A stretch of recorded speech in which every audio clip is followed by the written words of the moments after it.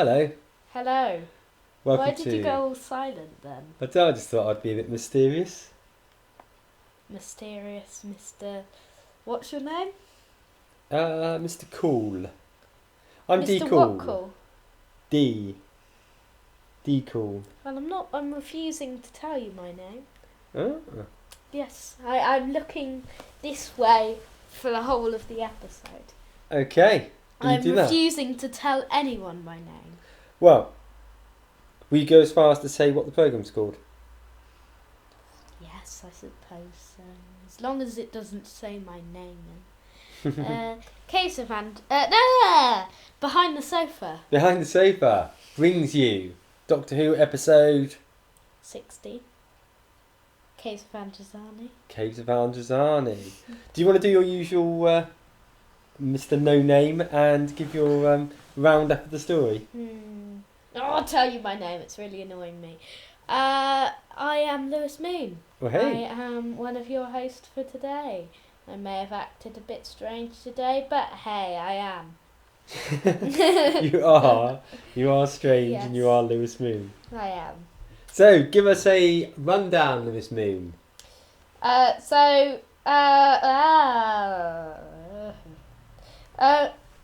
Gun runners on Androzani Minor are supplying the unhinged android builder, Sharos Jack, with munitions to help his plot to return to power, but not everyone is happy about that.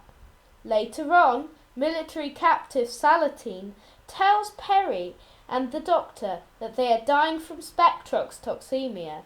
The only cure is the milk of the queen bat who sleeps deep below the caverns. That sounds interesting. Do you know, I had, earlier on in the week, I had Spectrox toxemia. Did you? Yeah, it's been nasty business. I was shaking, Oh, regenerated, did you? yeah, everything. But how did you regenerate into yourself again? Unfortunately, I regenerated into the same ugly body. It's very disappointing. You were a bit younger though. No, look exactly the same. Do you live for a little bit longer? No, I just for some reason I just came back slightly more annoying than I was before.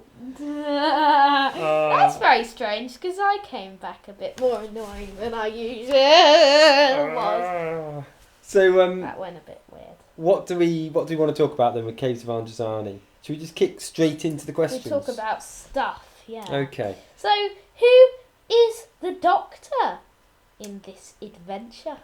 Okay, well this is the final adventure of Peter Davidson, who's the fifth Doctor. And isn't it strange how last week, or I hope we're releasing it the week after, might be 2 weeks after, I don't know.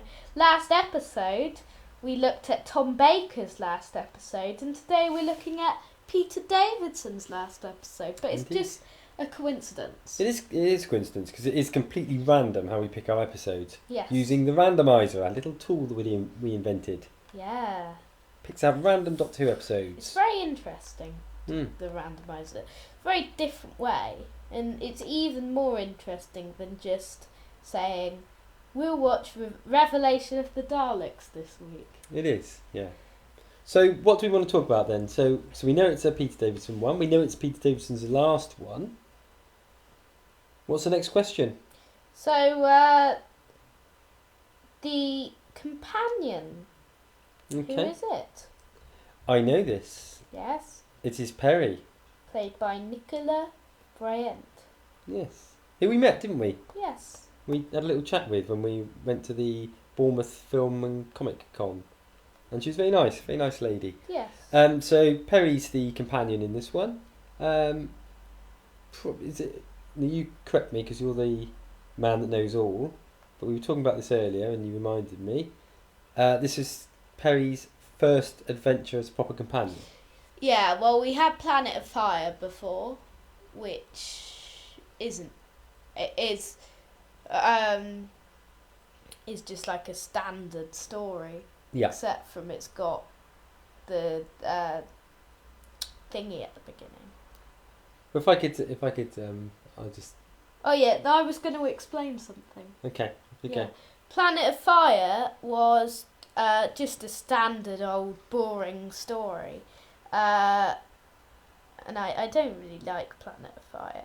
And then we get Case of Androzani. But Planet of Fire is the first story with Perry, and she's naked in some of it. That would explain why my best friend's favourite companion was Perry, probably. Yes. I would imagine.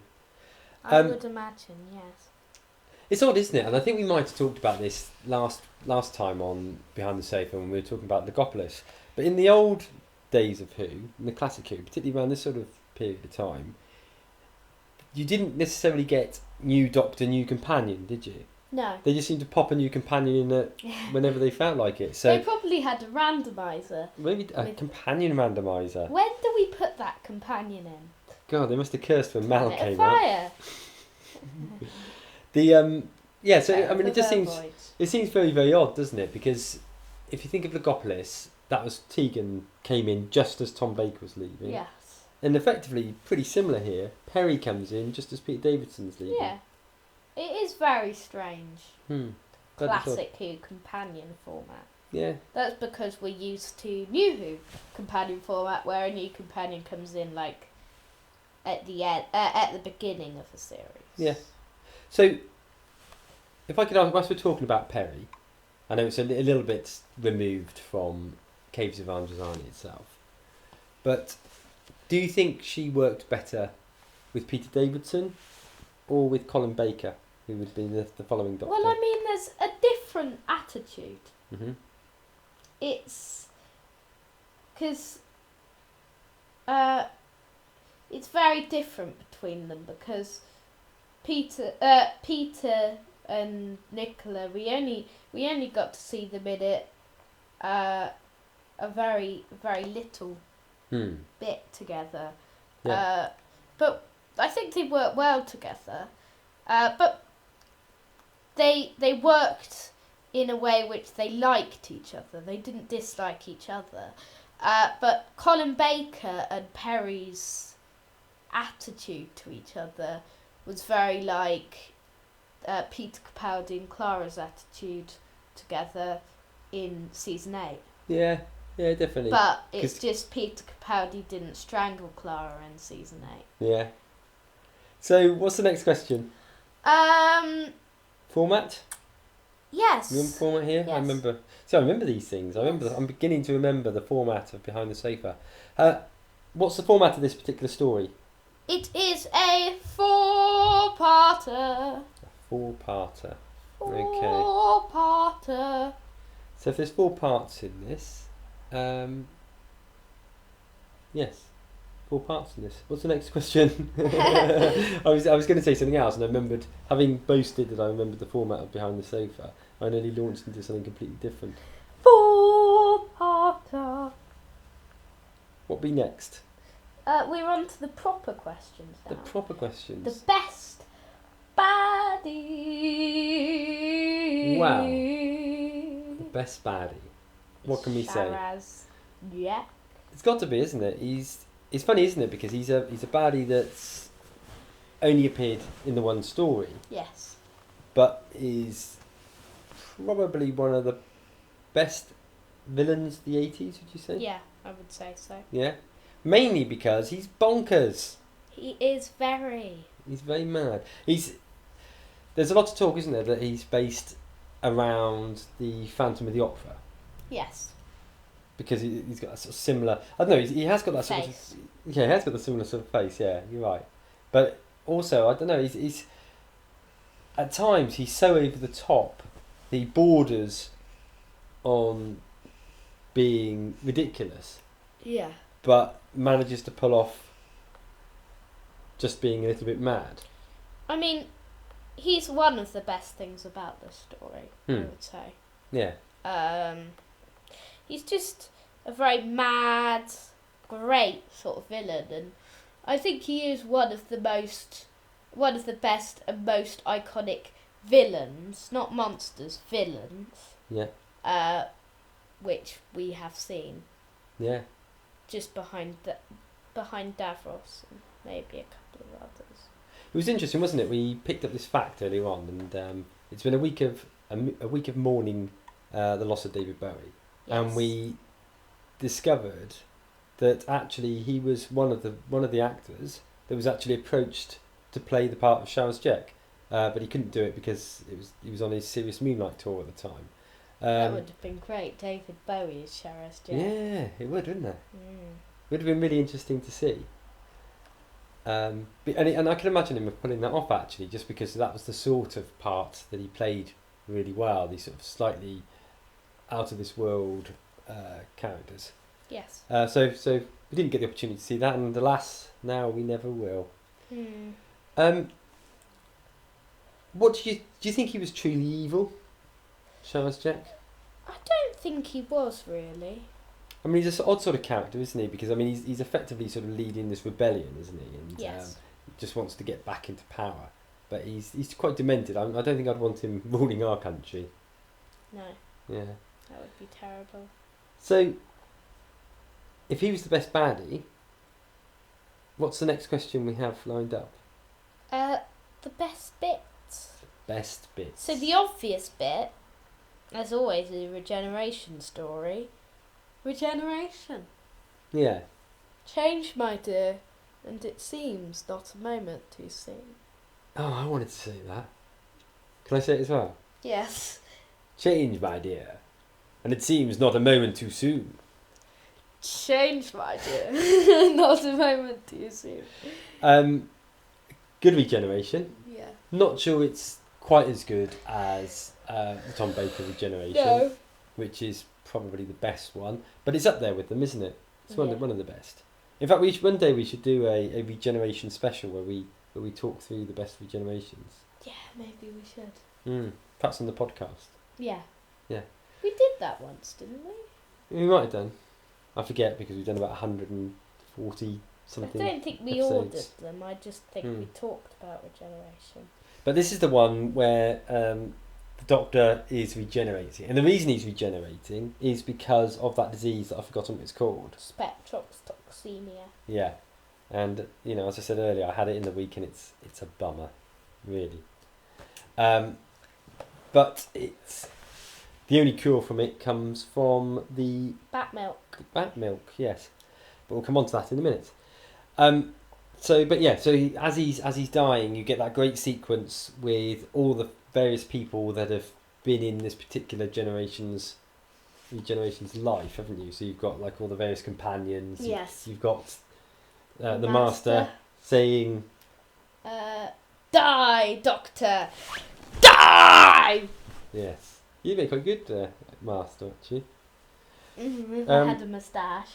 And you've got Adric in it, haven't you, and Tegan. So all the various companions all whirling around the head, and then obviously he regenerates into a very angry Colin Baker who goes on to try and strangle Perry in the next episode. So that's one of the best bits, definitely. What other great moments do you think we have in the story? Well, we have the cliffhangers, because the first part's when they're being shot by the gun runners. Yeah. The second part's with the big rubbery monster thing, which we'll talk about in a minute. The third part's with the spaceship. And the fourth part's the end of the Fifth Doctor. So I think the end of the first part, where you've got that execution scene, haven't you? And the Doctor and Perry are up in front of the guns, and you see the guns sort of fire off, and you think, oh my God, how are they going to get out of this? It is actually, isn't it? It's one of these things where obviously they're going to survive somehow, because it's Doctor Who. But you don't know how. But you've no idea how. And actually, it turns out that they weren't really them. They were androids, weren't they? Yes. Which it's funny, isn't it, really? Because things like that, they're really good and really exciting, but you can't imagine that working now, because I think everybody would say that was a real cop-out. Whereas you used to really get away with these sorts of things in the classic series. So the other bit you mentioned was the big rubbery monster thing, which is the Queen Bat, which is as rubbery as they come. Yes, and this big monstery, rubbery, big, terrible thing. Yeah, But you've got like a great sort of gun shootout thing going on between them as well, haven't you? Which is quite good. So I think we probably touched on the best bits. Something. Well, I'll come on to what I was going to say in a minute. Actually. No, what is it? Well, it probably links with something a bit later on, so I'll come back to it. I'll probably forget when I. Yeah. Okay, well, I'll say it, but it's without giving away our chart. We like this episode, and we'll come on to that bit properly in a minute. But the interesting thing is, it's probably Peter Davidson's finest hour. Yes. Yeah. And it's his last. And a lot of people, actually, it's a lot of people's favourite classic Who story, isn't it? Yes. I don't think it can beat Genesis. No. It can't beat Genesis. No, It probably can't beat the War Games either. No, and I probably still prefer Talons of Wang Chiang as well. Yeah. But it is a very good episode, and it probably is Peter Davidson's finest hour. But the interesting thing about that is, I mean, you mentioned the previous episode to it, and I forgot what you said it was called already. The previous story. Planet Fire. Planet Fire. So you got Planet of Fire, which you said isn't a classic by any means. No. You then get Caves of Androzani, which is a great episode. Then followed by the worst episode. So you've got the best episode ever, one of the best episodes ever, then followed by one of the worst episodes ever. Yeah, which is weird, isn't it? How did that happen? And it's also strange because another weird thing with classic Who, I guess, is that the story, the new Doctor came in for the final story in that series, whereas ordinarily nowadays you'd get it so that it'd be like a Christmas special would be the end of the Doctor or the end of the series, wouldn't it? Whereas here, one episode before the end, you suddenly got a new Doctor coming. It just seems really odd, doesn't it? But that's obviously the way it works. It is very strange. It should have been the start of the next series. But it's odd. It's odd as well, the fact that you had such a classic episode followed by a Dross one. Yeah, I know. That's probably the strangest thing. I say Dross. I've not seen Twin Dilemma, or I don't remember it. But I'm taking. If you do, I'm sure you will agree with me. Maybe it will come up on the randomizer soon, and you'll hear us. Hopefully not. You'll hear us slating it here. No, hopefully not. Don't make Twin Dilemma appear. Do your magic skills and make it not appear for me. So, anything else to comment on the best bits? Don't think so. Next up then, best supportive cast. What do you reckon? So, I'll say one of them. It's a bit of a cheat, but Anthony Ainley is the Master. Now, he didn't appear much, but he did appear little. And because he's doing that bit where he's going around the Die, Doctor! Die! And it's just a classic Master moment, isn't it? Yes. Really. The other guy that I really like, and I can't remember his name, but hopefully we wrote down Stotts, who was the beardy gunrunner guy. Just looked quite cool. Just looked a bit like Che Guevara, I think. That's what he had, that sort of look about him. So those are probably the best supporting characters. Do we have anything else to comment on here? What are the best supporting in terms of this? Yeah, in terms of the best supporting characters. Not really, but why do you like Stotts so much? I think it's just the image of him. I just think he looked quite cool. You only remembered him a few minutes ago. Yeah. Well, I was looking through the pictures of the supporting cast, and let's have a look at a picture of him now. And I bet you everybody that's watching this will agree that he is the coolest one. Yeah, I'm sure everyone will agree on that. I'm sure they will. So, where do we place? Well, where can you remember where it is in the dorm rating? We've got to look that up, didn't we? It's near the top, isn't it? No, but what's your favourite part? Oh, sorry, I forgot about that bit. Favourite part, toss up between the first part and the last part. Okay. Toss up between the first part and the last part.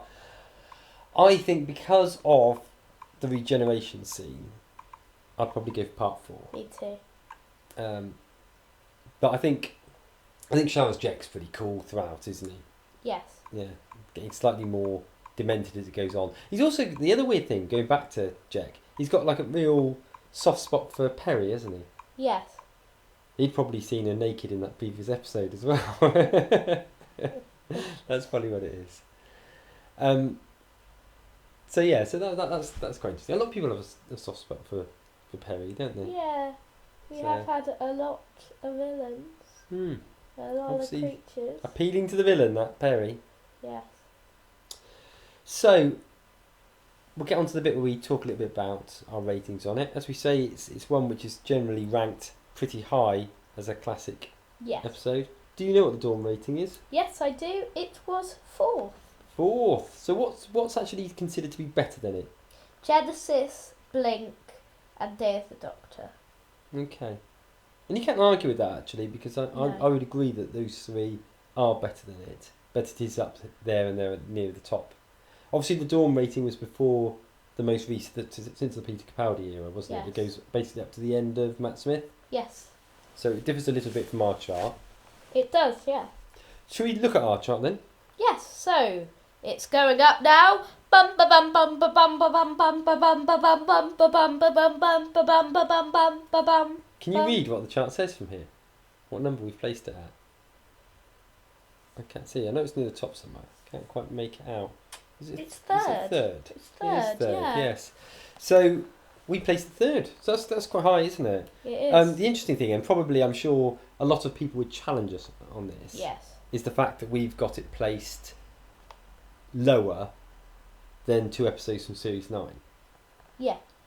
We've got both the Zygon Invasion / Inversion and the Magician's Apprentice / which is familiar, placed higher than it. I think Magician's Apprentice only just. Very just. Do you think that is because it's so fresh in our memories and we really enjoy watching it? Or do you think it's another reason? Like something we talked about earlier was the fact that obviously the older ones are a lot more dated in terms of their effects. If they remade Caves of Androzani now, do you think it would be better than The Magician's Apprentice? Probably would be at least second. Yeah. Yeah. So that's something we've got to bear in mind, isn't it? So you've seen our chart. Yes. You've seen our roundup of caves. Caves. Caves. Can you remember what it is that we've got next on Behind the Sofa? I can. What? Invasion of Time. Oh yeah. Got the Invasion of Time. Now we still need to complete the Series 9 things. So we'll do that sometime, but we'll probably do Invasion of Time next time. Yeah. Because we said we're doing Invasion of Time next time. If we don't do that, we'll be doing... What's the next Series 9 one we've got to do? We're doing the final 3 in one episode. Final 3 in one episode. So you'll have one of those 2 to enjoy probably as the next 2 episodes of Behind the Sofa. And then we'll have Husbands of River Songs. So before we depart, have you got any other comments to make? Should I advertise a few videos? Up here in the middle is a little review of my merchandise from Christmas. It's looking good, that. Yeah, I remember you getting that. Yeah. Yeah. It's quite good. Yeah. Yeah. Okay.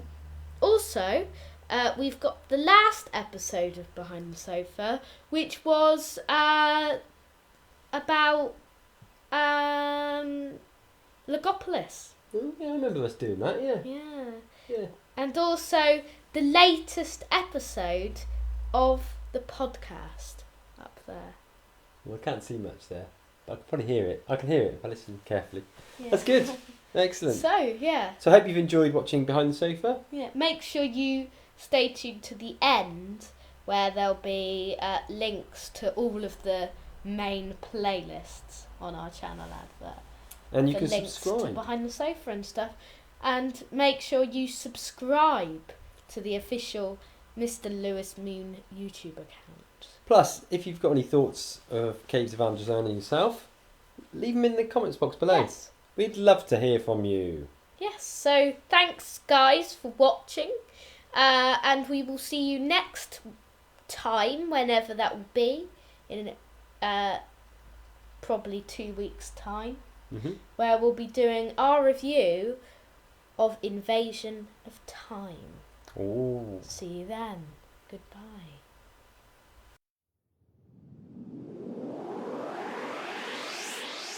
Thank you for watching Behind the Sofa. Make sure to subscribe for more Doctor Who videos and lots more.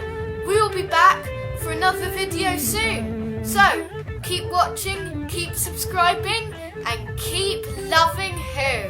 Goodbye!